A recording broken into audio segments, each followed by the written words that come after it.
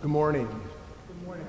Merry Christmas to all of you and to those of you who are streaming with us this morning.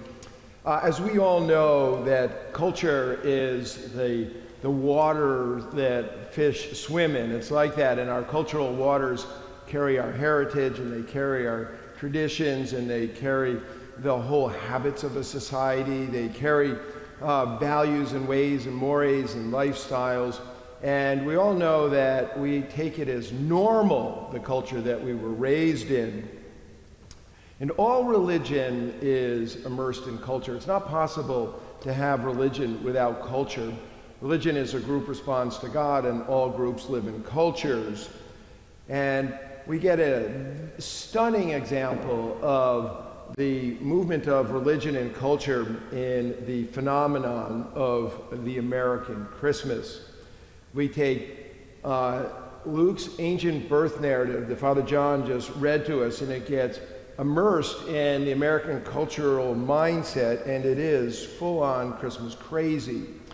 If you think about it, I mean, whatever picture you have in your brain of what it was like 2,000 years ago when Jesus was born in Bethlehem, and how that event, which we understand as the birth of the Christ child, the incarnation of the divine being in human form, how that results in a Kay Jewelers Christmas commercial for the perfect pendant must have been really hard for Mary and Joseph to even think forward to such a thing.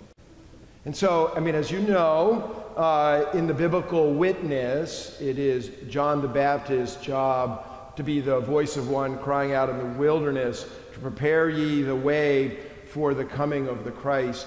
And we act that out in church, as you all know, on the second and third Sundays of Advent. And we take that as, prepare ye the way for Christmas. But in American culture, the first call of prepare ye the way for Christmas last year belonged to Old Spice. And, the men's pungent deodorant, which I always think smells worse than body odor. And last year, Old Spice beat out Old John the Baptist by 2 months. So on October 7th, there was the first commercial during an NFL football game. And when I saw it, I mean, it always strikes me as funny. What could be more American than giving good old dad a pack of deodorant so that he can smell like a man in celebration of the incarnation of God becoming man? I mean, this is truly a gift that goes right to the armpit, right? And we take as normal a kind of mall madness in our, these American cathedrals of consumption. I remember I was in an incredible mall in Scottsdale with two of my kids, Olivia and Gus, two little kids. And we were walking around, and I remember thinking, I didn't know which was going to be more difficult to explain than how a portly, bearded, red-suited Santa Claus had morphed into a curvaceous Victoria's Secret mannequin in a red bikini wearing a Santa ho-ho hat with a bag of gifts at her feet. Whether or not that was more like, okay, or when we got to the food court, there was the sacred mystery of the incarnation, the very basis of our religion, the very basis of it, how that became a plastic baby in the food court next to a Pan-Asian restaurant called Waka-Noodle. I mean, this is so American, and we just take this as normal. We take as normal Black Friday, which sounds like the coming of the plague. And we take as normal Cyber Monday, which sounds like an attack from a hostile foreign entity. And then we have Giving Tuesday. Remember when that came to be? And it was really driven by guilt, and so I always think it should be called Guilt Tuesday. And then, of course, someone continued to want to name the days, but nobody cares the names of days after it, because we only care about the number. How many days until the 25th, which is, it's the deadline, right? It's the arrival date, both of the babe and in the manger, but also for all the packages that we've ordered. And so the waters that we swim in, the whole Christmas craze is just an outgrowth of the American spirituality that most of us in this room have been raised in. And American spirituality is a go-go thing. It's completely kinetic. We are people of action. We run around. One of my good friends who I traveled with during my sabbatical says, oh, Americans are more like human doings than human beings. We would rather do almost anything than sit quietly by ourselves. And our Christmas is kind of like a triathlon, except that, you know, it's not a triathlon in which you lose weight. And we have this achiever's spirituality. And I think it goes back to the self-reliance that we were all raised on. And our idea in the United States of spiritual reading is often self-help literature. We're always trying to get better. My mother used to say to me all the time, God helps those who help themselves. And I was also raised on the knee of the American dream of upward mobility. And I think all this grows out of that. You know, work hard, get educated, climb the corporate ladder, buy a house that ascends in value. Things are getting better, do some social climbing. We love rags to riches stories. And we love in this to celebrate the highness of things. I mean, we don't have a king or a queen to call your highness, but we crown the highness of all of our things. We have the highest day in the stock market, the highest batting average. We talk about our higher self. We talk about the highest and best use of our time and our space, and we celebrate those on the high honor roll. I happen to, the bumper stickers when it says, I mean, you've all seen these things, my child is on the high honor roll. I'm always amazed that people put that on their car. But I love, love, love the bumper stickers that people put on their car that say, my child is a C student with no extracurriculars. Those are my favorite people. And we love stuff. The average American household has 300,000 items in it. And the size of the American house has tripled in size over the last 50 years so that we can put our stuff in it. There's more storage units than Starbucks, and 25% of people in the United States, the Walshes being one of them, have no room at the inn for their car. They have too much stuff in the garage and they can't get the cars in. And we love gifts, right? We love getting more stuff, which we're in our family about to do. And I was thinking about this. I was like, okay, so we're celebrating the King of Kings, and on Christmas morning, it's the Thing of Things. And we love gift giving. It's the way we express our love, and we are so good at this. It's shocking. This year, nearly $1 trillion is going to be spent in retail sales. All of this coming from the story of the three wise men bringing gold, frankincense, and myrrh to the Christ child. So in other words, that which we take as normal is this American Christmas craze where we run around spending a fortune, buying gifts for our loved ones, all by the deadline of the 25th. We throw in, Santa, a few ho-hos for Santa, who's clearly a really nice guy, and he's based on St. Nicholas of Myra, who used to actually come in the door and not down the chimney. And all this is made possible because Rudolph, the elves gave up Rudolph in the sleigh, moved from the North Pole down south, and now they drive Amazon and UPS trucks. So meanwhile, the church people are trying to prepare for the celebration of the Incarnation. And you sometimes hear pastors around the country saying things like, Christmas is upon us, as though they're shoveling snow in a blizzard.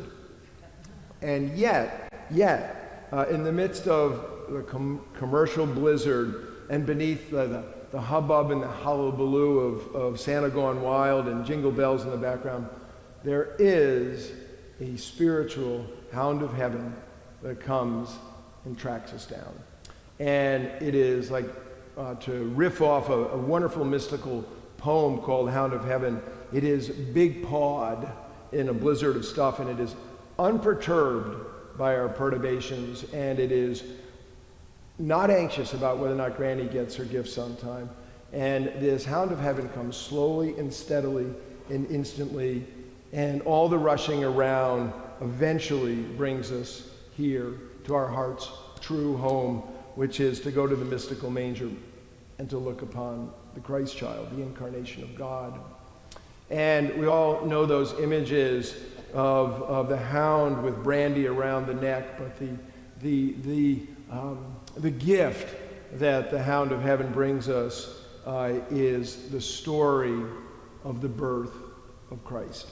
And so instead of good cheer, what we get in this story is the soul's deepest delight. To hear again the message of the angels, and to go in heart and mind even unto Bethlehem to see the babe lying in a manger. It says in the story that we know so well, and we want to hear it every year. It was no good to change the story. Our lives are built on and around this story, and we hear that the angels, after the Annunciation in the skies, they make haste to see the babe. And we also make a kind of haste that moves from mall to manger. And when we make that move, something changes within us. We move from Christmas craze to really Christmas amaze, where we begin to get lost in wonder, love, and praise.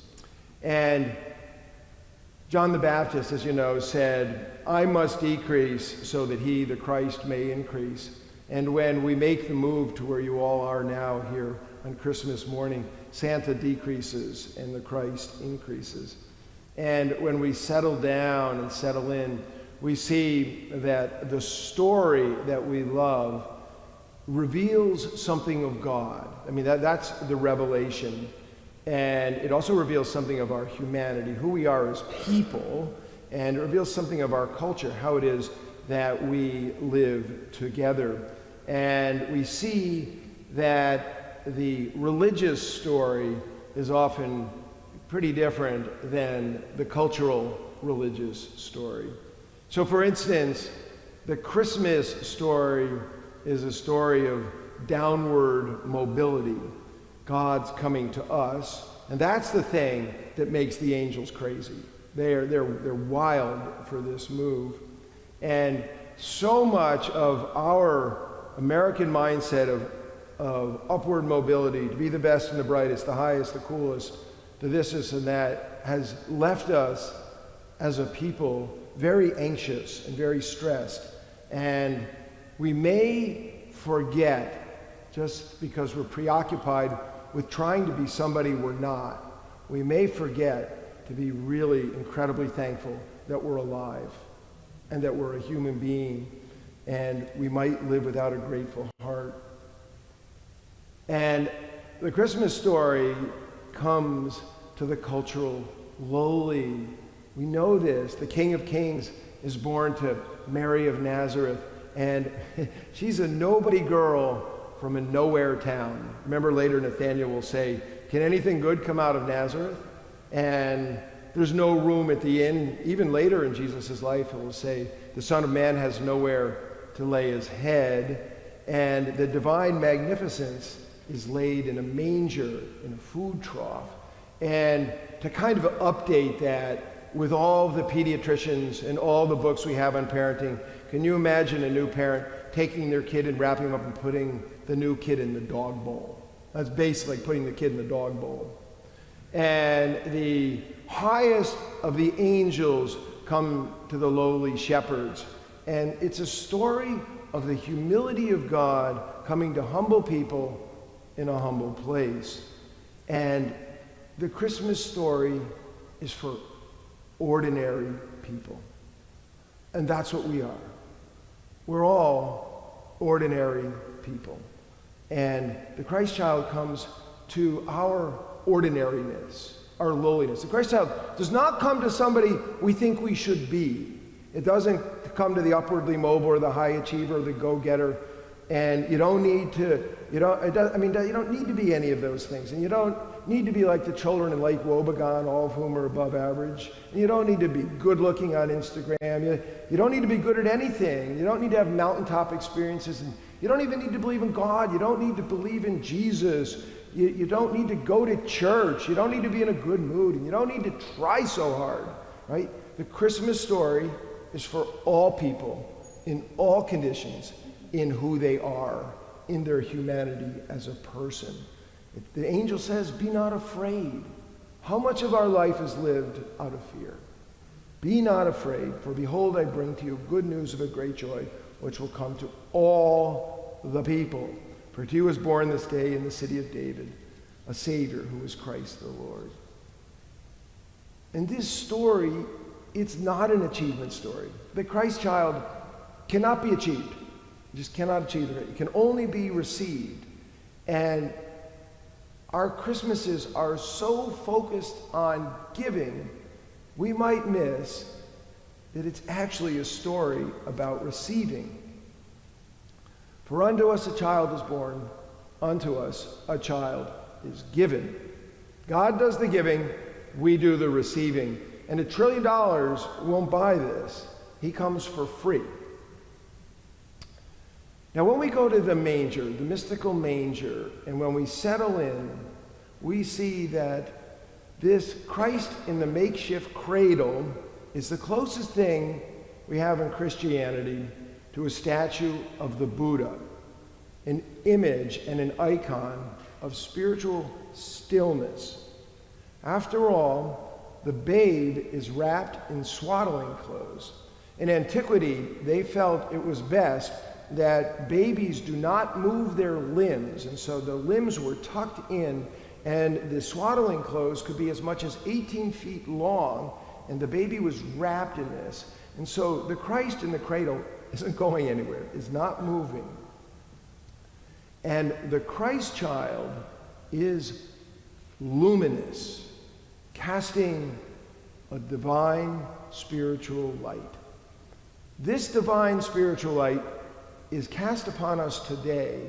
We just don't usually have eyes to see it. There are some for whom the veil is very thin, and they do have eyes to see it, but most of us do not. And as you know, sunbathing, spring break, summertime, sunbathing is not something that can be achieved. It can only be received. And we need the sun. We need the vitamin D. It helps us to see, and we also need the warmth for life. Well, so it is when we bathe in the Son of God. It can't be achieved, can only be received in the luminosity of the Christ child, gives us needed spiritual light and divine warmth for the life of the soul, for the deepest part of who we are as people and persons. And this is why we are so enchanted by the birth of Christ coming in the nighttime, because it is an unconscious reminder to us about the life of our soul, which is in a certain deep darkness and yet is lit with the divine light. And this is the immaterial material of the spiritual life. Having your heart strangely warmed, as John Wesley said, and moving toward enlightenment. Enlightenment is the ability to see things in the light of God. And that is worth paying $1 trillion for. That is a complete change of life. Complete understanding that life is a gift when you begin to see with the eyes of the divine. That is enlightenment. It says at the end of the story, but Mary treasured all these words and pondered them in her heart. And that is our to-do, right? Our to-do list is to treasure the treasure. That's the heart of Christmas. That's the soul of Christmas. That is the big gift.